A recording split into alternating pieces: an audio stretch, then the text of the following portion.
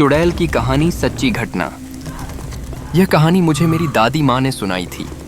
मेरी दादी माँ एक छोटे गांव में रहती थी। ऐसा कहा जाता है कि उस गांव में भूतिया चुड़ैल रहती थीं और ऐसा ही भूतिया चुड़ैल से मेरी दादी का सामना हुआ था।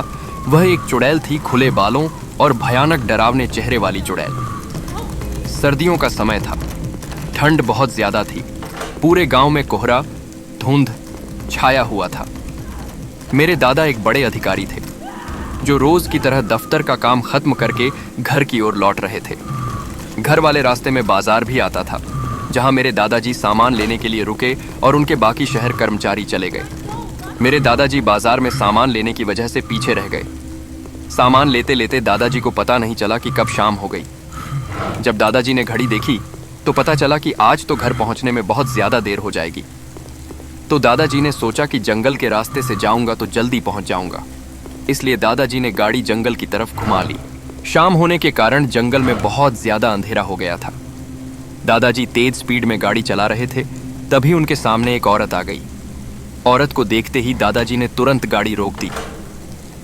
दादाजी ने औरत की तरफ देखा तो वह औरत बहुत जोर जोर से रो रही थी। दादाजी को लगा कि किसी मजदूर की पत्नी होगी जो रास्ता भटक गई है। रास्ता सुनसान था, इसलिए दादाजी ने सोचा कि इस महिला की मदद करना जरूरी है। उन्होंने महिला से पूछा कि वह इस जंगल में अकेले क्या कर रही है। महिला ने कोई जवाब नहीं दिया और जोर जोर से रोती रही। ऐसा लग रहा था कि सारा जंगल उस महिला के रोने की आवाज से गूंज रहा हो। दादाजी ने पूछा कि आपका घर कहाँ है, फिर भी वह महिला कुछ नहीं बोली। दादाजी ने उसको बोला कि तुम मेरे साथ मेरे घर चलो, जिसके बाद वह दादाजी के साथ चलने के लिए मान गई और दादाजी के पीछे वाली सीट पर बैठ गई। गांव में घूंघट डालने का रिवाज होता है, जिसके कारण उस महिला ने भी अपने सर पर घूंघट ओढ़ रखा था और उसका चेहरा ढका हुआ था। फिर दादाजी घर की तरफ निकल गए। घर पर सभी दादाजी का इंतजार कर रहे थे। जैसे ही सबने गाड़ी की आवाज सुनी, सब भागकर दादाजी के पास आ गए। जब सभी परिवार वालों ने उसे महिला को देखा तो दादाजी से पूछा। दादाजी ने जंगल वाली पूरी बात बताई और कहा कि अब यही खाना बना देगी। लेकिन दादी माँ को उस महिला पर शक हो गया। दादी को लगा कि कोई चोर है जो घर का सामान चुरा कर भाग जाएगी। दादी माँ ने उसे रसोई में जाकर खाना बनाने के लिए कहा, जिसके बाद वह महिला बिना कोई जवाब दिए रसोई की तरफ चली गई।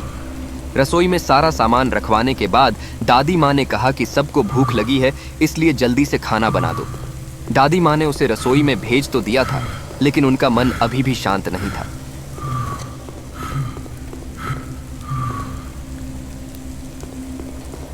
मिनट बाद दादी माँ रसोई में पहुंची तो देखा कि अभी वह महिला मछलियां बैग में से मछली निकाल रही थी, जिसको देखकर दादी माँ को और भी गुस्सा आ गया और उन्होंने बोला कि तुमने अभी तक खाना बनाना शुरू ही नहीं किया।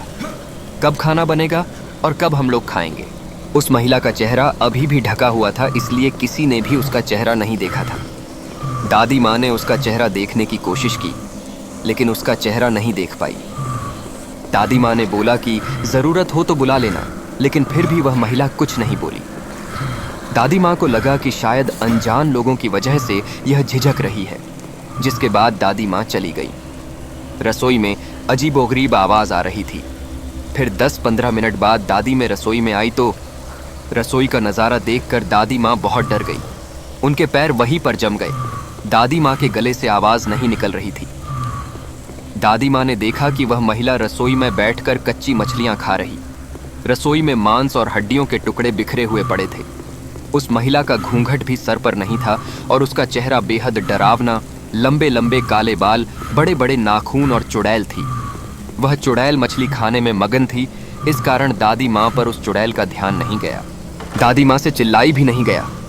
दादी माँ को लगा कि यह और ज्यादा भयानक ना हो जाए। दादी माँ ने एक थाल उठाया और वह चूल्हे में से जलता हुआ कोयला लेकर उस चुड़ैल की तरफ दौड़ पड़े। दादी माँ ने कोयला उस चुड़ैल पर फेंक दिया। आग की वजह से वह चुड़ैल जोर जोर से आवाज निकालने लगी। चुड़ैल की आवाज सुनकर सारा घर इकट्ठा हो गया। चुड़ैल को आग दिखाकर घर से बाहर निकाला गया। चुड़ैल की आवाज इतनी तेज थी कि आसपास के सभी लोग अपने अपने घरों से बाहर आ गए और सभी ने चुड़ैल को देखा। चुड़ैल लोगों को देखकर गांव जंगल की तरफ चली गई। पूरे गांव के लोग चुड़ैल के डर से कांप रहे थे। और सभी मेरी दादी माँ की प्रशंसा कर रहे थे, जिन्होंने सही समय पर उस चुड़ैल को आग से भगा दिया। यदि चुड़ैल को नहीं भगाया जाता तो वह पूरे गांव के लोगों को खत्म कर देती।